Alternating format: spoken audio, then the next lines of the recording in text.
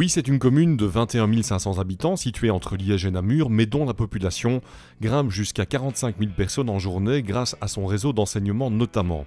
Oui, c'est un important centre administratif, c'est également une ville qui compte de gros employeurs comme le centre hospitalier régional ou encore la centrale de Thianges. Évidemment, hormis la centrale, il y a un parc d'activités artisanales et d'un tissu d'entreprise vers Thianges et nous avons un grand zoning commercial du côté de Bénin, c'est-à-dire à l'opposé de la commune. Malgré son charme indéniable et ses nombreux atouts, le centre-ville de Oui souffre.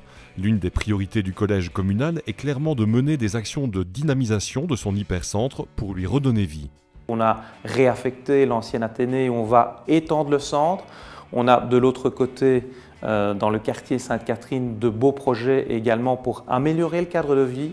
Et parallèlement à cela, j'essaie de créer un climat de confiance, un climat économique pour redynamiser l'hypercentre. On essaie de mettre en avant notre patrimoine, on va essayer de remettre en fonction le téléphérique, donc pour faire en sorte que la ville de Oui soit une ville qui soit connue pour du tourisme d'un jour.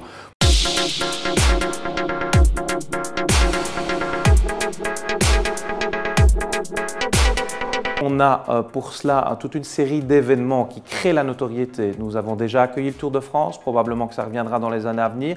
On a chaque année la Flèche Wallonne qui attire des milliers de personnes. On a le rallye du Condro, on a les fêtes du 15 août. Faire de la région de Oui un pôle structurant entre Liège et Namur est clairement l'objectif numéro 1 des autorités de la ville. Pour y parvenir, les arrondissements de Oui et de Waremme ont décidé ensemble de jouer la carte de la supracommunalité. Oui-Waremme compte 31 communes et à un moment donné, les responsables de ces communes se sont rendus compte qu'il fallait se fédérer.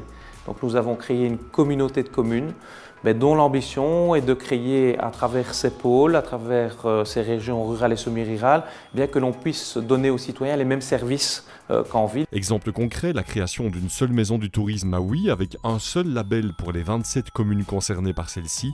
S'agissant du tourisme, il est clair que la réhabilitation du fort et de son téléphérique sont des priorités. Le téléphérique sera notre pôle structurant avec un point bas à la station basse d'entrée, avec un point intermédiaire, le fort, et avec un point d'arrivée qui sera le Mont Mozan. On aura ainsi une ligne structurante touristique qui sera le développement d'une région, mais à côté de ça, évidemment, on aura dans d'autres communes des points d'entrée touristiques et c'est un peu l'objectif que l'on a, créer un label « Venez à Oui, au pays de Oui » dans sa région. Le redéploiement économique de Oui est en marche, une région à part entière qui compte bien trouver sa place entre Liège et Namur.